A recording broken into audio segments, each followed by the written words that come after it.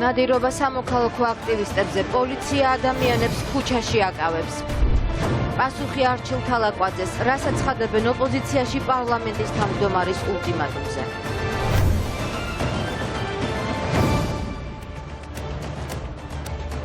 მოგესალმებით, ეთერშია მთავარი სამზე, მე ქეთი კვაჭანტილაძე ვარ. ხელისუფლებამ სამოქალაქო აქტივისტებზე ნადირობის ახალი სეზონი გახსნა. პოლიცია აქციების მონაწილეებს ჩასაფრებებს უწყობს და პირდაპირ ქუჩაში აკავებს. 31 დეკემბრის აქციის მონაწილეს ცოტა ხნის წინ სამართალდამცველებმა გზა გადაუკეტეს და გაურკვეველი მიზეზით დააკავეს. ამ დროს რომეო ფარულავა იტალიის მოქალაქეებთან ერთად იმყოფებოდა. მიშა სესიაშვილმა გადაიღო დაკავების ოპერაციის კადრები და ახლა მთავარი სტუდიასთან გამოდის კავშირზე. მიშა, რა ვითარებაში მოხდა ფარულავას დაკავება? შეიძლება ითქვას, რომ რომეო ფარულავას დაკავება მოხდა ჩვენი კამერების წინ. რომეო ფარულავა, როგორც მის დაკავებამდე რამდენიმე წამით ადრე ინტერვიუში ამბობდა, ფეხოსანმა პატრულმა გააჩერა ქუჩაში, ის ავტომობილით გადაადგილდებოდა, რის შემდეგაც მას უკვე პატრულის რამდენიმე ეკიპაჟი დაადგა თავს და დაიწყეს გარკვეული საგამოძიებო მოქმედებების ჩატარება. ჩვენს კითხვაზე თუ კონკრეტულად რა საგამოძიებო მოქმედებები ტარდებოდა ადგილზე, პასუხი ვერ მივიღეთ, მოგვიანებით კი უკაშინაკას სახეთა სამინისტროში დაგვიდასტურეს, რომ რომეო ფარულავა მართლაც არის დაკავებული ამ დროისთვის და მას ედავებიან ადმინისტრაციული სამართალდარღვევის 2 მუხლის დარღვევას. ერთ შემთხვევაში საუბარია პოლიციისა და სახელმწიფოს წარმომადგენლისათვის დაუმორჩილებლობაზე, ხოლო მეორე შემთხვევაში საუბარია მცირე ოდენობით ნარკოტიკული საშუალების უკანონო შეძენა შენახვა დამზადებაზე. რომეო ფარულავა დაკავებამდე ჩვენთან ინტერვიუში ამბობდა, რომ მას ჰქონდა გარკვეული ეჭვი, რომ შესაძლოა პროვოკაციასთან ყოფილიყო, პროვოკაციას ჰქონოდა ადგილი და სურვილი ყოფილიყო მისთვის გარკვეული ნივთიერების ჩადებისა ან პროვოკაციის მოწყობისა. თუმცა უნდა ითქვას, რომ მას ვრცელი განმარტების გაკეთება პოლიციის თანამშრომლებმა უკვე აღარ დააცადეს. ის ჩასვეს თავდაპირველად მანქანაში და ხაზგასმით ეუბნებოდნენ, რომ ეს იყო უბრალოდ ავტომობილში ჩასმა და იქ გაესაუბრებოდნენ. თუმცა როგორც კი აღმოჩნდა პოლიციის ავტომობილში, ის უკვე წაიყვანეს განყოფილების მიმართულებით. მელიქიშვილის გამზირით ამ მიმართულებით მოძრაობდით ჩვეულებრივად. შუა გზაზე გადმომიხდა პოლიციელი, რომ ფეხით მავალი რა, რაციით ხელში და სანამ აქ მოვედი, აი რამდენი ეკიპაჟი მოვიდა აქ.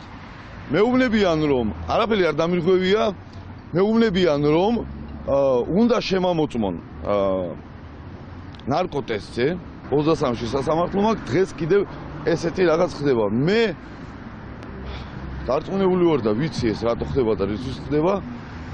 ეს არის პოლიტიკური. რა ხდება რა ვითართან რა მოხდება? დამაკავონ 173 მუხლი. უნდა დამაკავონ თუ მე უარს ვაცხადებ შემოწმებაზე ერთი წამით რატომ ეძავავი? არავინ არ გაკავეთ. დამძანდით ავტომანქანაში რომ გადამოწმოთ. არანაირი ღონისძიება არ არის, პატივცემულს განემართა მისი უფლებები, განემართა რისთვისაც ჩავსვით მანქანაში. არ დაგვიკავებია დანარჩენს პრესად. და რა ხდება, რო გითხრათ, ანუ რა განემართა, ანუ რა მოქმედებები ტარდება? უბრალოდ ეს ადამიანი არის შეგახსენებთ ერთ-ერთი ბრალდებული დავძანდით მანქანაში. ვეთყვი ხალხში, ადამიანი უცხოელები არიან, არის ნერვიული. ერთ სიტყვას ვეთყვი. გამომაყენებინეთ. დავძანდით ავტომანქანაში. ერთ სიტყვას ვეთყვი, არის ნერვიული. მანქანიო, კამ. დავძანდით. ვეთყვი, ადამიანო ვეთყვი, რომ მივდივარ, არის ნერვიული. იჭექი წაკმარიშვილი. აქედან ვეთყვი, მოდის, აქეთ სირცხვილია, აქედან ვეთყვი. დავძანდით. Zio, non ti preoccupare, zio, lui guarda macchina. Sì, ok? Lui guarda macchina. Ora telefona a russo, la faccio venire. Ok, telefona a russo. Stai tranquillo.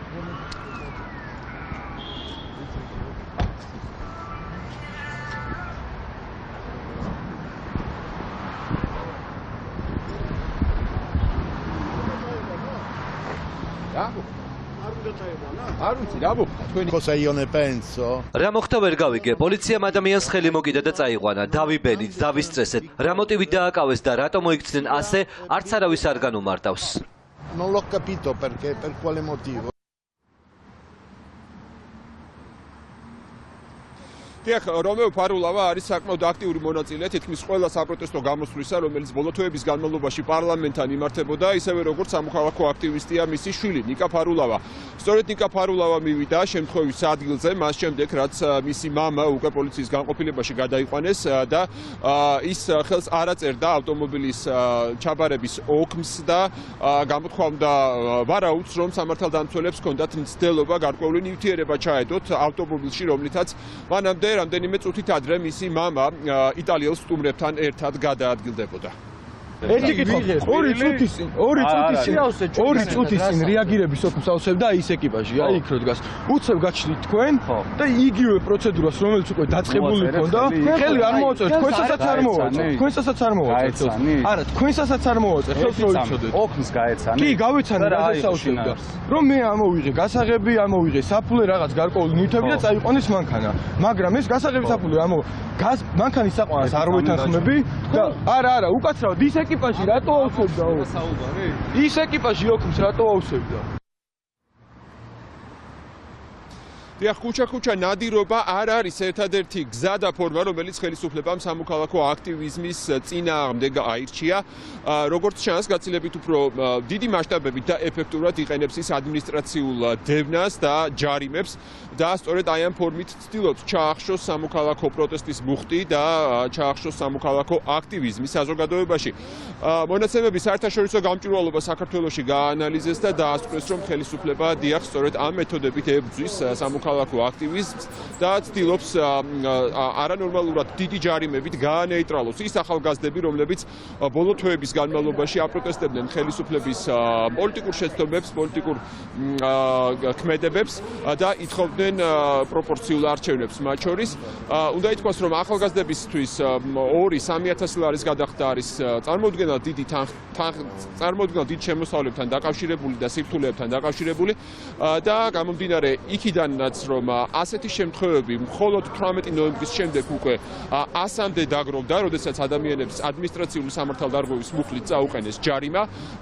საერთაშორისო გამჭვირვალობა საქართველოში და ზოგადად სამოქალაქო სექტორში აფიქრებინებთ, რომ სახეზე არის სამოქალაქო აქტივიზმის დევნა ხელისუფლების მიერ, ისთვისაც გამოიყენება სწორედ სასამართლოს მიერ დაკისრებული ჯარიმები. ამ პროცესებში ჩვენ დავაფიქსირეთ ძალიან ბევრი დარღვევა, მათ შორის პრობლემა იყო მთავარი, რომ შესაბამისი მტკიცებულებები არ იყო ხოლმე წარმოდგენილი იმისთვის, რომ კონკრეტული სანქცია დაგეკისრებინა კონკრეტულ აქტივისტზე და აქედან გამოიხატება და აქედან ამაზე დაფუძნებით ვამბობთ ჩვენ, რომ ეს იყო პოლიტიკურად მოტივირებული და მთლიანად მთელი სისტემა დაწყებული სამართალდამცავები და დამთავრებული სასამართლოთი ცდილობდა, რომ დაესაჯა ეს ადამიანი მხოლოდ იმიტომ, რომ ისინი განსხვავებულ აზრს გამოხატავდნენ. მთავარი აქ კიდევ პრობლემა არის საერთაშორისო საუკეთესო პრაქტიკის დარღვევაც. დიახ, აი ამ წუთებშიც კი სასამართლოში ერთმანეთის პარალელურად რამდენიმე პროცესი იმართება. ყველა შემთხვევაში ბრალდებულები არიან სწორედ სამოქალაქო აქტივისტები, რომლებსაც ხელისუფლება ედავება კანონის დაუმორჩილებლობას და თითქმის ყველა შემთხვევაში იყენებს ჯარიმას, როგორც სანქციას ამ აქტივისტების წინააღმდეგ. მადლობა მიხეილ სესიაშვილი საუბრობდა პირდაპირ ეთერში. დაირღვა თუ არა 20 ივნისის ღამეს ადამიანის უფლებები პასუხს სამოქალაქო აქტივისტები დღეს ქართული ოცნების ლიდერებს თხოვდნენ. მოძრაობა გაბედეს წევრები სასტუმრო რედისონთან ოცნების დეპუტატებს შეძახილებით დახვდნენ. პარლამენტის თავმჯდომარეს ბექა ნათელაშვილთან პირისპირ შეხვედრა მოუწია, თუმცა მედიის წარმომადგენლებს გადაღების უფლება არჩილ თალაკვაძის დაცვამ არ მისცა. სამოქალაქო აქტივისტები განმარტებებს ქვეყანაში მიმდინარე პროცესებზე და კანონდარღვევებზე თხოვდნენ. კილაძესაც და ანრი ოხანაშვილსაც. უმრავლესობის დეპუტატებმა მათ შეხვედრა მედიის გარეშე შესთავაზეს, რაზეც უარი მიიღეს. მოდი ბექა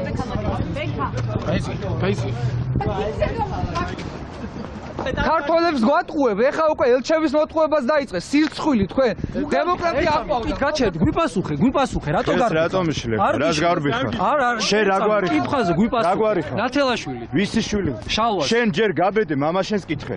როდესაც დაიგეთყვი? რა ვკითხო? ხალხი რო გადააგდეთ, თქვენ არიყავით? ჯერ თვალები რო დათხარეთ, თქვენ არიყავით? 100 ფაბრიკა, ქარხანა, უფასო ჯანდაცვა, 5 მილიონი თითო სოფელი. ბიზნესში არ ყოფილ არასდროს და სამსართულიანი სასახლე როგორ აიშენა? ჯერ გაბედე მამაშენს კითხე. დემოკრატია ყვავის? რა უთხარით ელჩებს? ელჩებს რა უთხარით? და მე ელაპარაკე.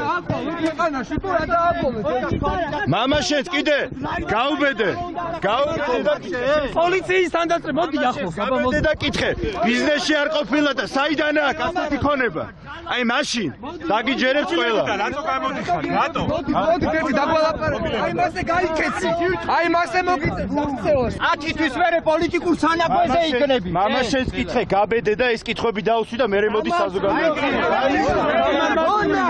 შესამაც გაიქეცი. დემოკრატია რო ყვავის უთხარი. ნახე.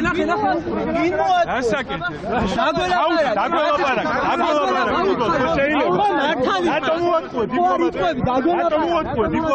თქვენ ხართ საზოგადოება?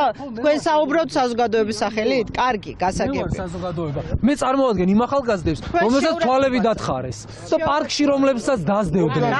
პარკში დაძდევდნენ. როგორ ვიქცევ? თქვენ ქონიათ პრობლემა ჩემთან კომუნიკაციის? დაგძდევთ ესე და ვთქვით, რომ რატო შეხვდეთ პარლამენტში? არა, პარლამენტში. ეს არის თქვენი დღევანდელი პოზიცია. ძალიან გთხოვთ რა. მოატყუეთ ხალხი თქვენ. დამშვიდ, რაში მოვატყუე? არ გას პროპორციულ შეპირდი? იცით მე რომ პროპორციულს დაუჭირე. სიტყვას რას რა ქვია ეგეთ იცით პროპორციულს მხარი რომ დაუჭირე? არ გვინდა ეხლა? რა გვინდა? რამეს გარგებთ, ახალგაზრდა ხალხი ხართ, გარგებთ რამეს?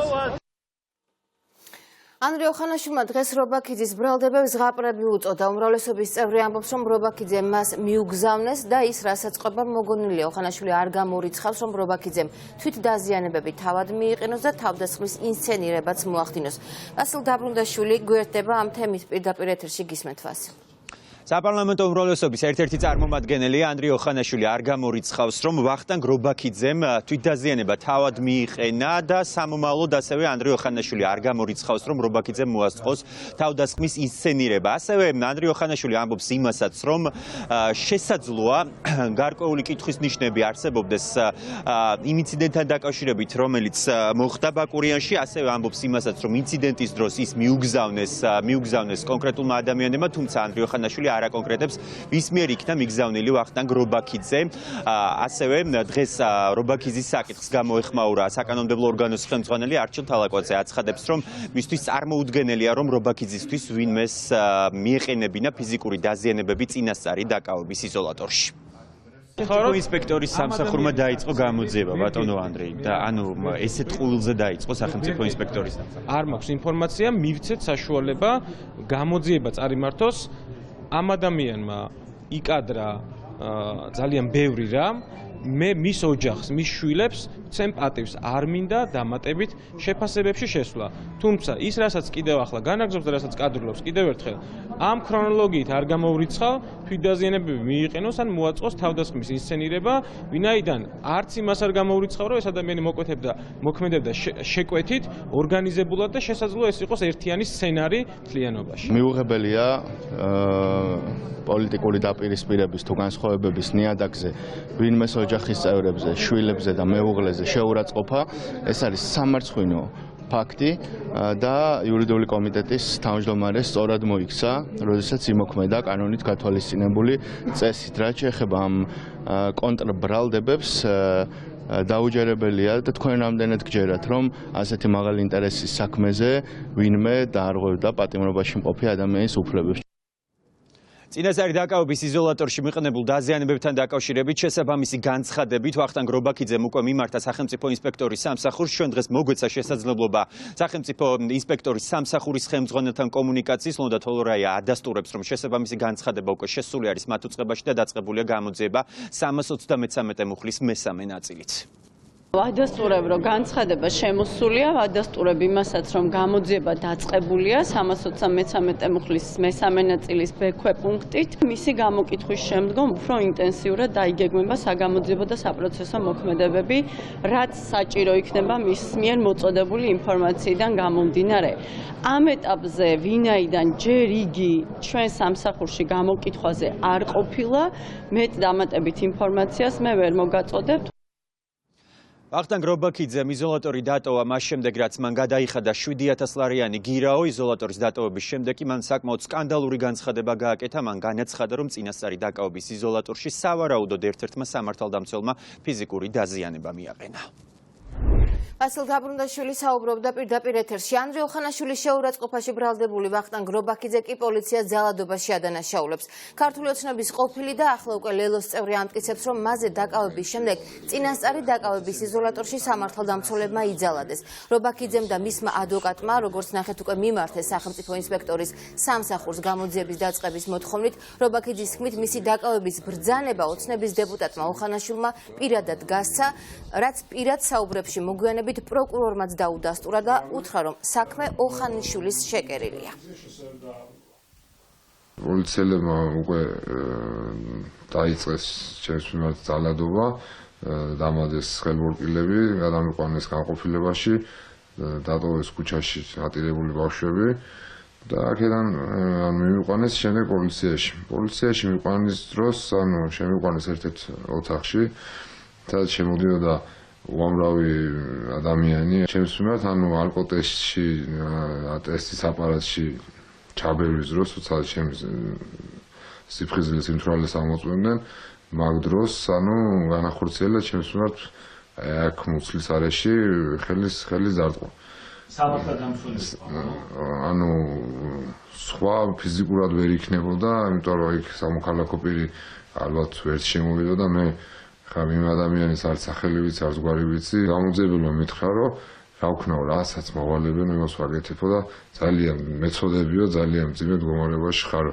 იმიტომ რომ ხო ხვდებიო, აი ესე ხელით მანიშნა, ხო ხვდებიო, რომ ზემოდან მოდისო დავალებებიო.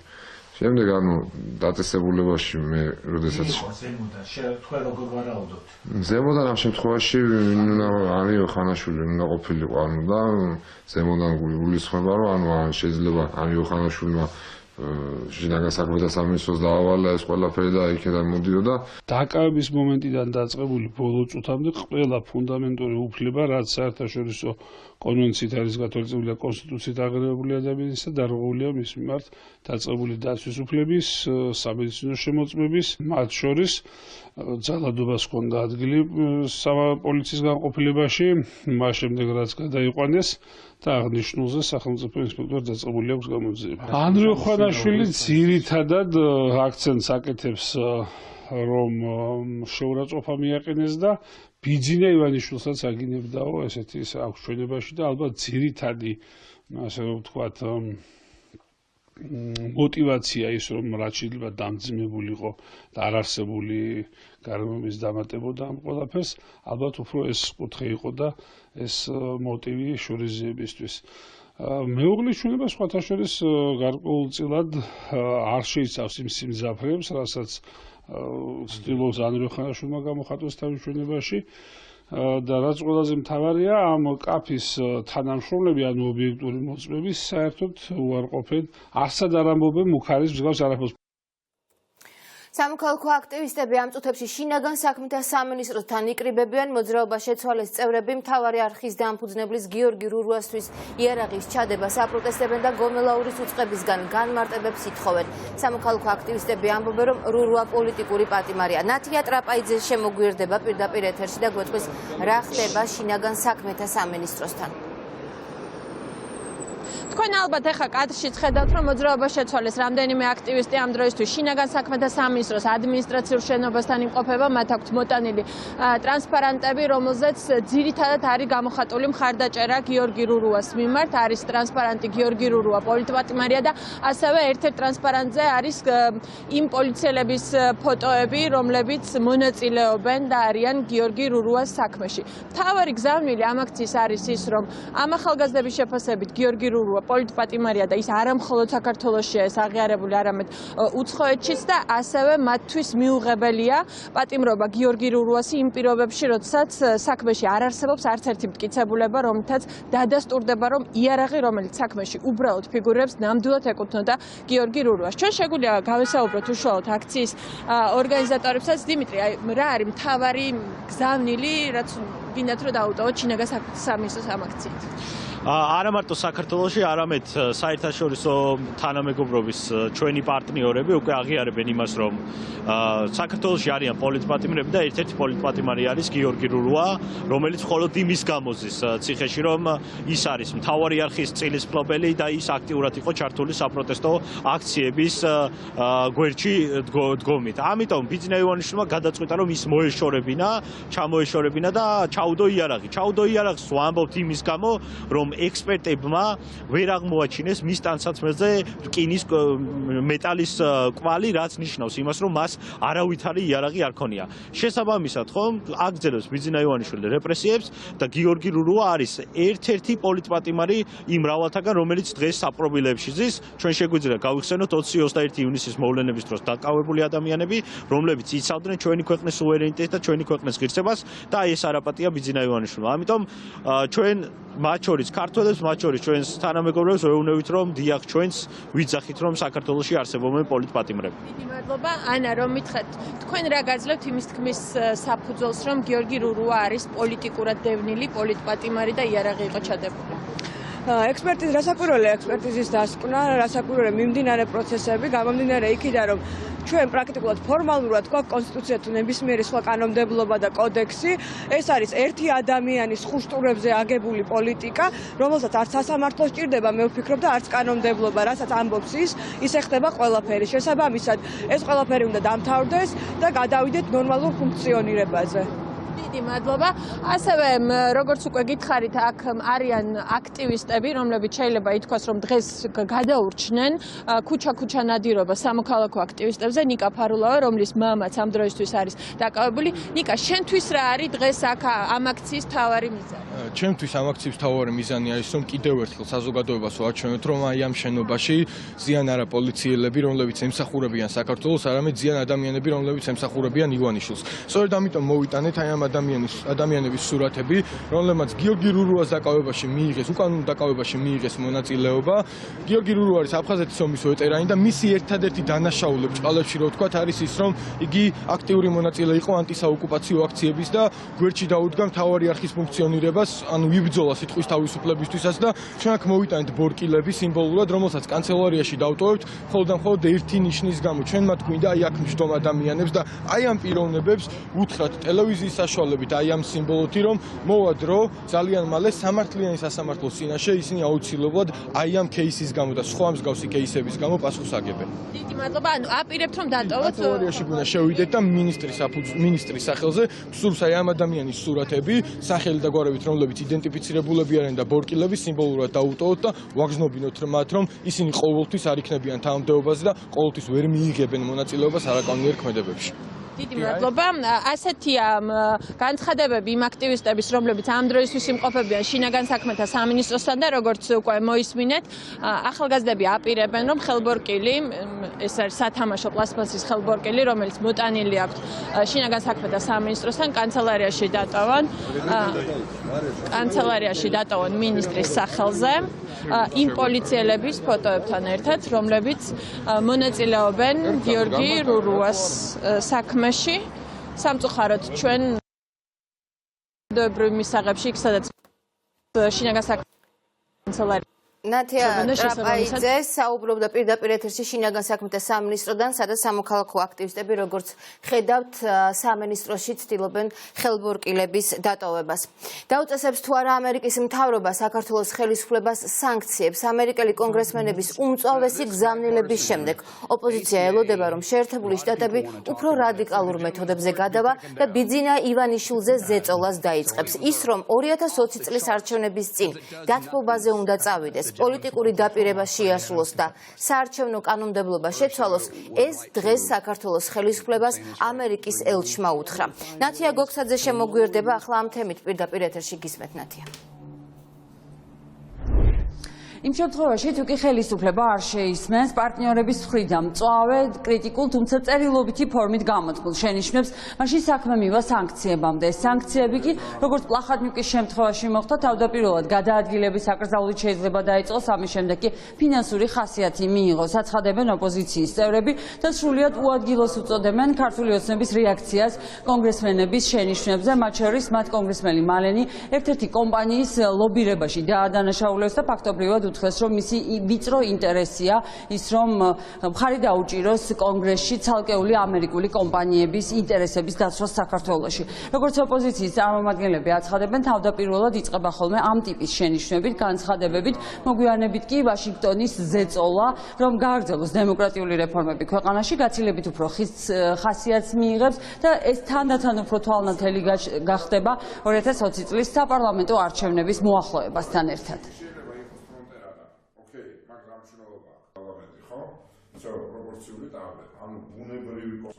ჩვენ ვლაპარაკობთ შეერთებული შტატების კონგრესმენებზე, რომელიც ყველა რომელიმე კომიტეტის წევრები არიან და სხვათა შორის შესწევთ ძალა, აქვთ კომპეტენცია და უფლება და მოვალეობაც. გააჩეროთ მაგალითად საქართველოს მხარდამჭერი კანონპროექტები, თუ ხედავენ ამას, უკვე დიდი ხანია, რომ საქართველოს სათავეში უდგას უკიდურესად კორუმპირებული, არაპროფესიონალური და არასტაბილური ხელისუფლება. მოემზადონ იმისათვის, რაც ბატონ ფირტაშს მოვიდა, რაც ბატონ პლახატნიუკს მოვიდა და თუ იმათმა მაგალითმა ვერაფერი ვერ ასწავლა, თავისი პირად მაგალითზე შეისწავლიან იმას, რაც ნიშნავს ვაშინგტონთან ამ უზდილური ენით ლაპარაკი. სანქციებზე საუბრობ. სანქციებზეც, პირად სანქციებზეც, ფინანსურ სანქციებზეც და ასე შემდეგ. სამწუხარო ერთადერთია, ყველა სამწუხარო ის არის, წყალსაუღია ეს ეგრეთ წოდებული ხელისუფლება. საქართველოს ზიანდება და ჩვენი ერის ინტერესები. ყველა პუნქტში არის ქართული ოცნება ჩასული და რაც ყველაზე ისევ მეორე მთავარია ის ანტიდასავლური პროპაგანდის დაფინანსება, რომელიც ქართული ოცნების და ბიძინა ივანიშვილის ყულაბიდან ხდებოდა, ეს უყალოდ არ ჩაივლის. ეს არის ჩათვალეთ ყულფი, რომელიც ნელ-ნელა იკვრება და მჭიდროვდება ივანიშვილის ხელზე. ამიტომ ფრონტერაზე გადაბრალება და ესე მეათე ხარისხის დაახლოებით ის სტილია, როდესაც რამე პრობლემა იყო და მაგალითად ნარკომანიის პრობლემას ოპოზიციას ვაბრალებდნენ შპრიცებს პადიაჟდებში ყრიანო. რაიმე არ მოწონთ, იმიტომ რომ გადატრიალებაა სადღაც ელანდები. და დაახლოებით ეს არის ავადმყოფი პარტია, რომელიც სადაც არასდროს არ შეუძლია თავის თავზე პასუხისმგებლობის აღება. ჩვენ ეს ბევრჯერ ვნახეთ ქვეყნის შიგნით და უკვე ამას ვხედავთ ჩვენ ქვეყნის გარედან. ხელისუფლებამ აუცილებლად უნდა გაითვალისწინოს ის შენიშვნები, რომელიც მოდის დასავლელი პარტნიორებიდან, თუმცა მანამდე მნიშვნელოვანია, რომ აუცილებლად დაიწყოს საუბარი სასამართლო სისტემის გაჯანსაღებაზე, საარჩევნო სისტემის გაჯანსაღებაზე. ამერიკის ელჩის მოვალეობის შემსრულებელმა დღეს საკმაოდ უკაფიო განცხადება გააკეთა და ასევე ბიზნეს ინტერესების ლობირებაზე, არა როგორც ცალკეული კომპანიების, არამედ ევროკავშირის ინვესტიციების შესახებ, ევროკავშირთან თავისუფალი ვაჭრობის ხელშეკრულების ამოქმედებაზე გადართვა და ამ ყველა ბერკეტის გამოყენების შესახებ კი დღეს კალხარცელმა ევროკავშირის წარმომადგენელმა ისაუბრა. რაც შემეხება მე, როგორც აღმასრულებელი შტოს წარმომადგენელს, უნდა აღვნიშნო ის ძალიან დიდი პროგრესი, რასაც საქართველომ მიაღწია. ახლა არის ძალიან მნიშვნელოვანი მომენტი საქართველოს დემოკრატიულ გზაზე. ვგულისხმობ იმ პოლიტიკურ დიალოგს, რომელიც მიმდინარეობს ევროკავშირის, ევროსაბჭოს, ამერიკის შეერთებული შტატების მხარდაჭერის და წარმოადგენს ძალიან კარგ შესაძლებლობას მართველი გუნდისა და ოპოზიციური პარტიებისთვის, რომ მიაღწიონ შეთანხმებას, წავიდნენ გარკვეულ დათმობაზე და მიიღონ საუკეთესო მოდელი ქვეყნის განვითარებისთვის. ასევე მსურს ვახსენო, რომ მნიშვნელოვანია საარჩევნო რეფორმისა და კანონმდებლობის მიღება, რომელიც გაითვალისწინებს EU-თო ოდირის რეკომენდაციებს. ასევე მნიშვნელოვანია, რომ ქვეყანაში ნებისმიერი საგამოძიებო პროცესი, ბრალდება თუ სასამართლო პროცესი იყოს თავისუფალი პოლიტიკური გავლენებისგან, რადგანაც ეს კიდევ უფრო გააძლიერებს ადამიანის უფლებათა დაცვას და საქართველოს დემოკრატიას. კონგრესმენების ინდივიდუალურ წერილზე კომენტარის გაკეთება მე არ შემიძლია, რაც შეეხება ზოგად შეფასებას. ევროპა საქართველოსთვის როგორც უდიდესი სავაჭრო პარტნიორი, ასევე ყველაზე მსხვილი ინვესტორია. მუშაობა ბიზნეს განვითარების კუთხით სავაჭრო პალატასთან მუდმივ რეჟიმში მიმდინარეობს. ასევე მათი დახმარებით სერიოზულ ბიზნეს საკითხებს განვიხილავთ. რაც შეეხება თავად კონგრესმენ მალენის წერილს, ის რესპუბლიკელების წარმომადგენელია და საკმაოდ ხისტი და კრიტიკული წერილი გამოაქვეყნა და განაცხადა ისიც, რომ საქართველოს გადაუხვია დემოკრატიული განვითარების გზას, მან ახსენა სანქციები და განაცხადა ისიც, რომ სრულად იზიარებს ადამ კიზინგერისა და ჯო კონოლის წერილის პათოს, რომლებიც მათ საქართველოში დეკემბრის შუა რიცხვებში გამოაგზავნეს. ნათია გოგსაძე საუბრობდა პირდაპირ ეთერში. სირცხვილია ამ შეძახილები დახვდნენ სამოქალაქო აქტივისტები პარლამენტის თავმჯდომარეს და ქართული ოცნების წევრებს სასტუმრო რედისონში, სადაც ადამიანის უფლებათა კომიტეტის ანგარიშის პრეზენტაციას ესწრებოდნენ. მოძრაობა გაბედეს წევრები ხელისუფლებას პასუხს თხოვენ იმ რეაქციაზე, რომელიც მათ ამერიკელი კონგრესმენის ღია გზავნილზე აქვს. სამოქალაქო აქტივისტები ამბობენ, რომ სირცხვილია, როცა ქვეყნის მთავარი პარტნიორი შენიშვნაზე ოცნების რეაგირება ასეთი არაადეკვატურია და ამის გამო საქართველოს ხელისუფლებას და ბიძინა ივანიშვილს სანქციები აუცილებლად უნდა დაუწესდეს.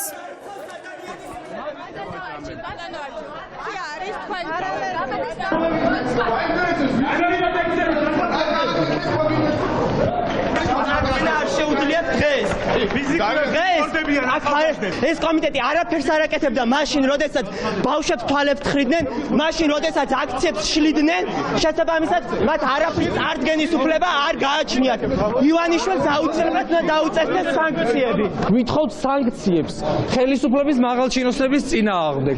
ივანიშვილის წინააღმდეგ, თალაკვაძის წინააღმდეგ, გახარიას წინააღმდეგ და როგორც ეს დაწესდა მოლდოվել ოლიგარქზე, პლახატნიუზე ზუსტად იგივე მიზეზების გამო. ამ კონკრეტული კონგრესმენის განცხადება, როგორც მისი ტექსტიდან იკვეთება, უკავშირდება კომპანია ფრონტერასთან დაკავშირებულ დავას. რაც შეეხება ჩვენი სტრატეგიული პარტნიორის ამერიკის შეერთებული შტატების პოზიციას, საქართველოს აქვს შეუქცევადი პროგრესი. უახლოეს პერიოდში ჩვენ გვეგმავთ მაღალი დონის ვიზიტს ამერიკის შეერთებულ შტატებში და აუცილებლად ყველა საკითხებს. ფრონტერას დავა არის არბიტრაჟში და იმედი მაქვს, რომ ეს არბიტრაჟი გადაწყვეტავს სწორად. ფრონტერას თემა არ მიკითხავს, ქალბატონო სოფო. ქალბატონო სოფო, დემოკრატიულ ღირებულებებს გადაუხვია თუ არა ქართულმა ოცნებამ? დემოკრატიულ ღირებულებებს გადაუხვია თუ არა ქართულმა ოცნებამ და სანქციები რამდენად განიხილება ქართული ოცნების თავმჯდომარის თავის ჩვეულ ამპლუაში. არჩილ თალაკვაძე ოპოზიციას ულტიმატუმს უყენებს. პარლამენტის თავმჯდომარე აცხადებს, რომ თუ ოპოზიციასთან ახალ საარჩევნო მოდელზე შეთანხმება ვერ შედგა, თალაკვაძე ამბობს, რომ სხვა კომპრომისი აღარ რჩება და არჩევნები არსებული სისტემით ჩატარდება. მისივე თქმით, ბურთი ჯერჯერობით ოპოზიციის მოედანზეა. ჩვენ შეთავაზებული გვაქვს კომპრომისული ვერსია ოპოზიციისთვის, ეს არის 150-ზე, სადაც მკვეთრად იზრდება პროპორციული მანდატების რაოდენობა და მკვეთრად მცირდება მაჟორიტარული მანდატების რაოდენობა. ბურთი ჯერჯერობით არის ოპოზიციის მოედანზე. თუ ოპოზიცია არ დათანხმდება და ამ დიალოგის ფარგლებში ვერ მოხდება შეთანხმება ახალ მოდელთან დაკავშირებით, მაშინ თქვენ ყველა მიცით, რაც მოხდება. მოხდება ის, რომ არჩევნები ჩატარდება არსებული შერეული სისტემის ფარგლებში. ოპოზიცია კი თალაკვაძის ულტიმატუმს არ იღებს და პოზიციის შეცვლას არ აპირებს. ხელისუფლების ოპონენტები ამბობენ, რომ საარჩევნო სისტემასთან დაკავშირებით ისინი რჩებიან იგივე პოზიციაზე და ხელისუფლების წინადადებას არ დათანხმდებიან. რუსუდან ჯაბანიშვილი ესაუბრა ოპოზიციის წარმომადგენლებს და გვეტყვის, რას აპირებს ოპოზიცია. გისმენთ რუსუდან. დიახ, ოპოზიციის წარმომადგენლები დღეს ამბობდნენ, რომ ხელისუფლების ფაქტობრივად ულტიმატუმის შემდეგ მათი გეგმები მაინც არ იცვლება და ერთადერთი საარჩევნო სისტემა, რასაც ისინი დათანხმდებიან, არის ეგრეთ წოდებული გერმანული მოდელი. ოპოზიციის ლიდერები ამბობენ, რომ ქართული ოცნება იმიტომ ართმობს საარჩევნო სისტემას და იმიტომ ცდილობს გაიტანოს ეგრეთ წოდებული 150-ზე მოდელი, რომ ხელისუფლება ამ მეთოდით შეეცდება უფრო მეტი ხმა მიიღოს პარლამენტში, უფრო მეტი ხმით შევიდეს პარლამენტში. ოპოზიციაში ამბობენ, რომ ეს სწორედ ხელისუფლებისთვის მისაღები მოდელია და რეალურად არ გამოხატავს მოსახლეობის ინტერესებს. რაც შეეხება დიპლომატების თანდასწრებით მოლაპარაკებების მორიგ მეხუთე რაუნდს, ეს დამოკიდებულია იმაზე, თუ როდის ჩანიშნავენ, ასე ვთქვათ, დიპლომატები და როდის დაორგანიზებენ მორიგ ჯერზე ამ შეხვედრას. ოპოზიციაში ამასობაში ელოდებიან საერთაშორისო ექსპერტების დასკვნას ეგრეთ წოდებული გერმანული მოდელის კონსტიტუციურობასთან დაკავშირებით და აპირებენ, რომ ამ არგუმენტით, მყარი არგუმენტით მივიდნენ ხელისუფლებასთან მოლაპარაკების მორიგ რაუნდზე. 150-ზე ბალანსი იძლევა საშუალებას, რომ მესამედზე არსებითად ნაკლები მხარდაჭერით პოლიტიკურმა ძალამ მოიპოვოს უმრავლესობა. მეოთხეზე ცოტა მეტით. რო გვესმოდეს. ანუ სამი კაციდან ერთზე ნაკლები რო აზრებს პოლიტიკურ ძალას, ხმას იმ ძალას აქვს შანსი რომ უმრავლესობა გქონდეს. და ჩვენ თელმა საზოგადოებამ გადავწყვიტეთ დღევანდელი სამარცხვინო ივანიშვილის ხელისუფლების გამოცდილებით, წარსული გამოცდილებით, მომავალი საფრთხის განცდით, რომ უნდა ქონდეს სისტემა, რომელიც ამცირებს შანსებს ან გამორიცხავს, რომ მეოთხედი მხარდაჭერით ამ მრჩევლების ან მესამედზე ნაკლებით ვინმეს ქონდეს უმრავლესობა. ბურთი ყოველთვის არის საზოგადოების მოედანზე და ამ მთავრობის ვალია, რომ საზოგადოებას მოусმინოს და დადებული პირობა შეასრულოს. 50-100-ზე ეს არ არის პაკეტის ერთადერთი ნაწილი. მას მეორე ნაწილიც აქვს მიბმული. ის რომ საქართველოში არასოდეს აღარ უნდა ჩატარდეს პროპორციული არჩევნები. რაც საქართველოს მოქალაქის დღევანდელი პირველი და უმნიშვნელოვანესი პოლიტიკური მოთხოვნა არის. მეორე მნიშვნელოვანი საკითხი ამ ვითომ შემოთავაზებაში არის ის, რომ კორუმპირებული ცენტრალური საარჩევნო კომისიის და კორუმპირებული ქალბატონი ჟვანიას პირობებში ხელისუფლებას უნდა ისე დაჭრას და დაჩეხოს ოლქები, რომ ამ 50-დან მაქსიმალურად კომფორტულად გამოიჭრას 50 მაჟორიტარული ოლქის მოგების საშუალება. ველოდებით ეუთოდირის დასკვნას, რომელიც ძალიან სწრაფად უახლოეს პერიოდში უკვე იქნება. და მეორე, რაც თავარია, ჩვენ გვაქვს ძალიან კაფეო გეგმა. ქვეყანაში არის უმძიმესი ვითარება და ამ უმძიმესი ვითარებიდან, უმძიმესი სოციალური, ეკონომიკური, პოლიტიკური ვითარებიდან გამოსავალი არის ერთადერთი. ეს არის ნორმალური არჩევნები ჩატარდეს. ეს ფორმულა, რაც დღეს არის წარმოდგენილი, ეს არის ფორმულა, რომელთაც ქართული ოცნება ამბობს, რომ ხელისუფლებაში მხოლოდ манипуляციებით უნდა შეინარჩუნოს როგორმე მან ხელისუფლება. ამის უფლებას ჩვენ ვერ მივცემთ, არ მივცემთ და არ დაუშვებთ. ჩვენი ამოცანა ნამდვილად არის ის, რომ ჩატარდეს სამართლიანი პროპორციული არჩევნები, რომ არც ერთ პოლიტიკურ ძალას, არც ივანიშვილს, არც სააკაშვილს, არც ბურჯანაძეს, არც ხაზარაძეს, არც ერთს არ კონდეს იმის შესაძლებლობა, რომ მოახდინოს უზურპაცია ხელისუფლების და მიიღოს იმაზე მეტი მანდატი, ვიდრე ხალხს უნდა რომ მას ჰქონდეს. ულტიმატუმების ენით ზოგადად საუბრის მორალური უფლება აქვს იმ ადამიანებს, ვინც თავის პირობას არ არღვევს. ალჩა თალაკვაძე პოეზიაში უფრო კომპეტენტური ჩანს, როგორც ჩანს, ვიდრე პოლიტიკაში, ნაცვლად იმისა, რომ ეძებდეს კომპრომისის გზებს, რათა გადაიჭრას უმწვავესი პოლიტიკური კრიზისი და შეთანხმება მოხდეს ოპოზიციასთან, შეასრულონ თავიანთი დანაპირები, გადავიდნენ პროპორციულ არჩევნებზე, როგორც ხედავთ, ისე ულტიმატუმის ენით საუბრობს, თავაზობს ქვეყანას, ხალხს და ოპოზიციას უფრო გაუარესებულ საარჩევნო სისტემას და გაყალბებით უნდა და ამ მახინჯის სისტემით უნდა ძალაუფლების შენარჩუნება, რაც ბუნებრივია არ გამოუვათ. ოპოზიციაში ამბობენ იმასაც, რომ უახლოეს პერიოდში უკვე განახლდება საპროტესტო აქციები და პიკეტირების აქციები აქტიურად დაიღებს სტარტს. მართლგუნდში კი ამბობენ, რომ რანაბიჯებიც არ უნდა გადადგას ოპოზიცია, მათი შეთავაზება არ შეიცვლება. ისინი ამბობენ, რომ ახლა ჯერი არის ოპოზიციაზე და თუ ისინი იმ წინადადებას არ დათანხმდებიან, რომელიც ქართული ოცნებიდან წამოვიდა, მაშინ მათ მოუწევთ იმასთან შეგუება, რომ 2020 წლის არჩევნები შერეული სისტემით ჩატარდება, ანუ იმ სისტემით, რომელსაც ოპოზიცია აპროტესტებს. ულტიმატუმებზე საუბარი მგონი ზედმეტია, იმიტომ რომ ჩვენ გვაქვს კონკრეტული რეალობა. თუ რაიმე ცვლილება არ გამახორციელებს კანონმდებლობაში, ცხადია, არჩევნები ჩატარდება იმ სისტემის საფუძველზე, რომელიც დღეს მოქმედებს, ხო, კონსტიტუციურად და ეს არის შერეული სისტემა. ამის ესე ვთქვათ საწინააღმდეგოდ და ოპოზიციის ინტერესების გათვალისწინებით ჩვენ შევთავაზეთ მათ, რომ ცვლილებები განახორციელოთ პროპორციული სისტემის სასარგებლოდ და გავზარდოთ მანდატები პროპორციულ საარჩევნო სისტემაში და ვფიქრობ, რომ ეს არის ერთადერთი რაციონალური შეთავაზება და გადაწყვეტილება.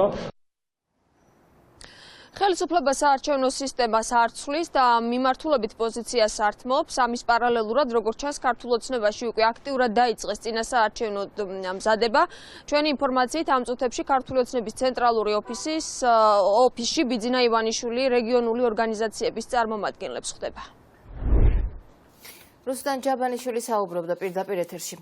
მცირე მთავრობის პროექტმა კრახი განიცადა, შემცირებულ სამინისტროებს ისევ ზრდიან. კულტურის სამინისტრო ცალკე უწყებად ყალიბდება და მას დაუდასტურებელი ინფორმაციით მმართველი პარტიის ერთ-ერთი ყველაზე მდიდარი დეპუტატი ბექა ოდიშარია უხელმძღვანელებს.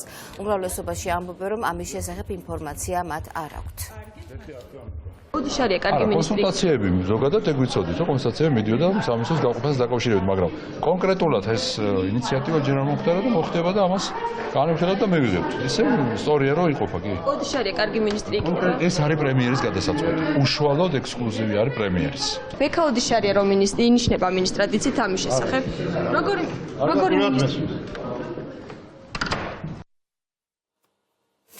როდის გადმოასვენებენ იტალიაში გარდაცვლილ ქართველ ახალგაზრდას უცნობია 36 წლის ვახო ჯოხაჯის ოჯახს ტრაგედიის დეტალებზე საუბარი არ სურს და ცხედრის დროულად გადმოსვლებას ითხოვს. ჯოხაძე ჭიათურიდან იტალიაში 3 წლის წინ სამუშაოდ გაემგზავრა.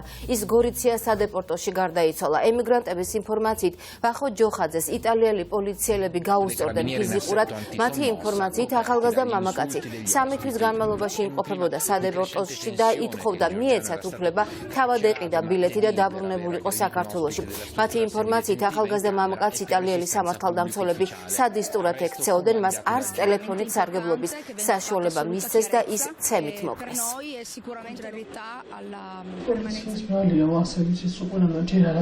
ანუ დააკავეს და პოლიციას შემოაკვდა თუ რა? ალბათ არ ვიცი.